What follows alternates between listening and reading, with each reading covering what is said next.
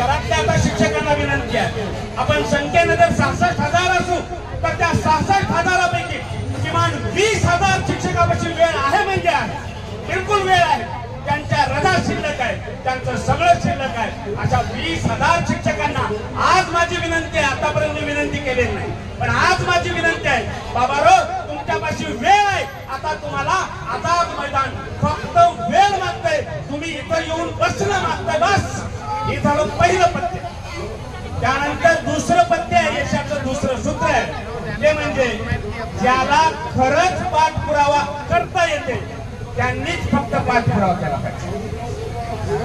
हे आपल्या येणाऱ्या 4 दिवसाच्या आंदोलनाचं दुसरं गमक आहे.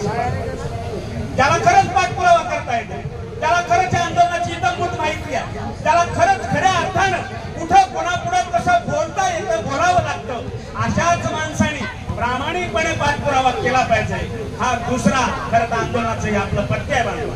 कारण मागचे सगळ्या गोष्टीतून आता मी हे मला जे सुचलं ते सांगतोय, ही माझी भूमिका आहे, एक आंदोलक म्हणून माझी भूमिका आहे ही, की पहिलं पत्ते ज्याच्याजवळ वेळ आहे त्यांनी आता वेळ दिला पाहिजे. ज्याच्या जवळ पाठपुराव्याचं स्किल आहे त्यांनी पाठपुरावा केला पाहिजे.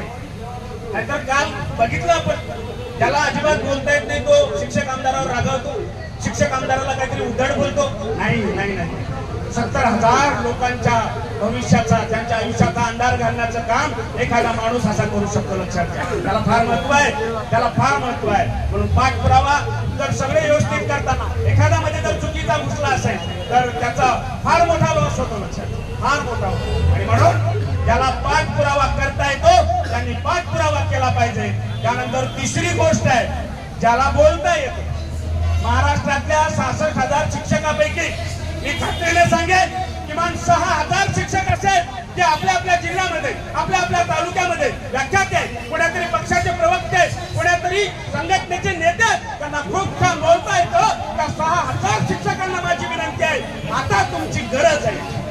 तुम्हाला आता इथे यावं लागेल, इथे येऊन तुम्हाला बोलावं लागेल, कारण हे आंदोलन, हे आझाद मैदान तुम्हाला मागतंय आता. आणि म्हणून पहिलं पत्ते सांगितलं, ज्याच्याजवळ वेळ आहे त्यांनी आता वेळ द्यावा.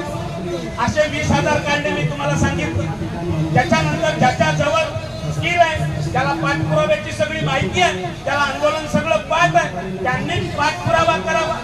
आणि तिसरी गोष्ट, ज्याला बोलता येतं त्यांनी आझाद मैदानावर निश्चित ही मशाल तेवत ठेवण्यासाठी, हे माईक जिवंत ठेवण्यासाठी इथं बोलण्यासाठी असलं पाहिजे. आणि त्याच्यानंतर ही 4था गुण फार महत्त्वाचा, आपलं आंदोलन यशस्वी करायचे, आपल्याला शासन आदेश करायचा, त्या वाया जाऊ द्यायचा नाही, जाणारच नाही. मला खात्री आहे, मला खात्री आहे, आपला त्याग 47 दिवसाचा, 2 महिन्यापासूनचा हा त्याग महाराष्ट्रातल्या शिक्षकांचा अजिबात वाया जाणार नाही. आपला शासन आदेश निघणारच. त्याच्यासाठी 4था घटक जो आहे ना, तो सगळ्यात मोठा या आंदोलनातला गतिरोधक आहे. मी तुम्हाला सांगणार आहे तो कोण आहे.